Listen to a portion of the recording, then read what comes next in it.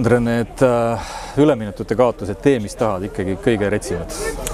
No loomulikult jah, et oli küllaltki okeilt see mäng meie jaoks kulgemas, et otsisime, mängisime ka, ma arvan, piisavalt turvaliselt, et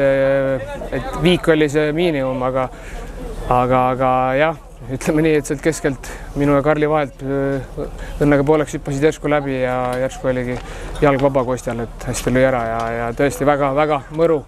mängu lõpp. Suuri üllatusi Flora täna ei pakkunud, esimesel poolel korraks nagu olime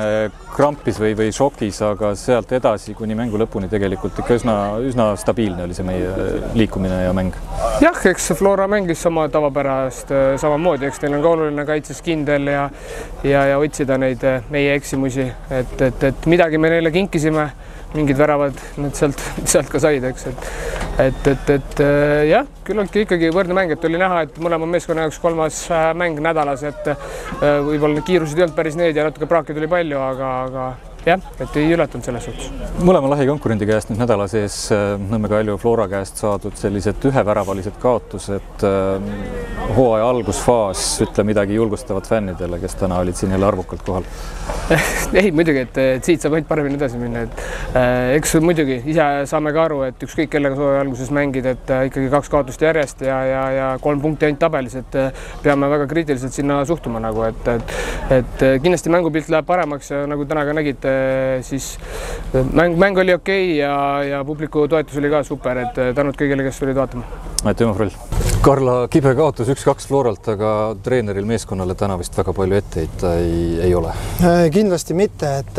tegime head järeldused ja saime tegelikult juba Leegioni mänguks nagu heas mõttes tuju üles, ka vaatamata sellele, et see võit tuli raskelt seal karikamängus. Siis tegelikult minu jaoks praegu on väga tähtis see, et isegi kui meil korra seal näiteks esimene pooleks ja mängurütm läks käest ära või tuli värav, et psühholoogiliselt võistkond on heas seisus, et me tuleme suht kiiresti nendest keerulistest olukordadest välja ja suudame näidata nagu iseloomu, oma read taastada, jätkata mänguplaani elluviimist, et see on minu jaoks kõige tähtsam, pluss ka see, et võistkond kordagi mängu lõpuni ei kaotanud sellist võitleja hindu ja ka kaotusseisus me ajasime seda viiki tagasi sarnaselt nagu Kaljule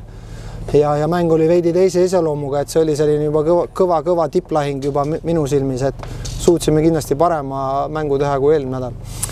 Karl ütles enne mängu, Karl Mööl siis, et kõik teavad, kuidas Flora mängib ja on selleks valmis. Täna Flora erilisi üllatusi ei pakkunud. Mitte päris, aga eks nad veidikene on muutnud seda, et nüüd viimastes mängudes on Kostja nagu allapoole nihutatud, et me oleme harjunud aastaid nägema teda veidi kõrgemale, et Miller on nüüd selle rolli nagu üle võtnud. Üldiselt sellist nagu mängule lähenemist või mõtteviisi see Flora puhul nagu ei muuda, aga selge on see, et teatud nagu sellised väikesed detailsed mängu jalgpalli muutused kindlasti see endaga kaasa toob, et seal on ikka suur vahe, kas Kostja mängib üleval või seal allpool kaitseliini ees. Et ma ei saa öelda, et see nüüd see nagu mängu võti täna oli, vaid pigem selline tahe ja klassi peale surumine ja võib-olla ka selline pikkade aastate pikkune kogemus väike grammi võrra rohkem, kus nad oskasid selle pöörde enda jaoks tuua nagu. Järgmine mäng võõrsil Tammekaga,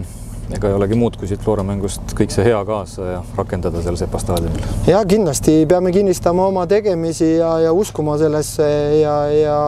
küll me hakkame neid punkte noppima ka, aga vastased muidugi on kõik kõvast puust ja pähklist, et siin kedagi me alahindama ei lähe. Timo Karla.